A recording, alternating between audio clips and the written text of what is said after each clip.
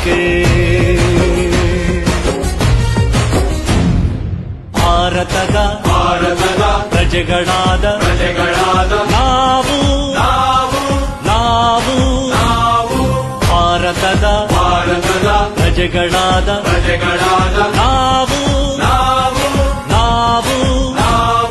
ಭಾರತವನ್ನು ಒಂದು ಸಾರ್ವಭೌಮ ಸಮಾಜವಾದಿ ಭಾರತವನ್ನು ಒಂದು ಜಾತ್ಯತೀತ ಪ್ರಜಾಸತ್ತಾತ್ಮಕ ಗಣರಾಜ್ಯವನ್ನಾಗಿ ರೂಪಿಸುವುದಕ್ಕಾಗಿ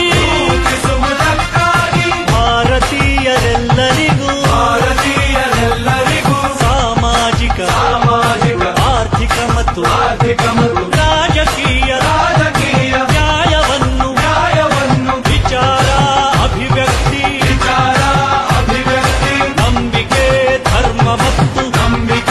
ಧರ್ಮ ಮತ್ತು ಉಪಾಸನೆಯ ಸ್ವಾತಂತ್ರ್ಯವನ್ನು ಸ್ಥಾನಮಾನ ಮತ್ತು ಅವಕಾಶಗಳ ಸಮತೆ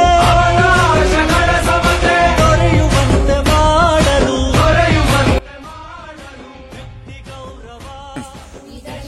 India having solemnly resolved to constitute India into a sovereign, socialist, secular, democratic republic, and to secure to all its citizens justice, social, economic, and political liberty of thought, expression, belief, faith, and worship, equality of status and of opportunity, and to promote among them all fraternity, assume the dignity of the individual and the unity and dignity of the nation. In our Constituent Assembly, this was the day of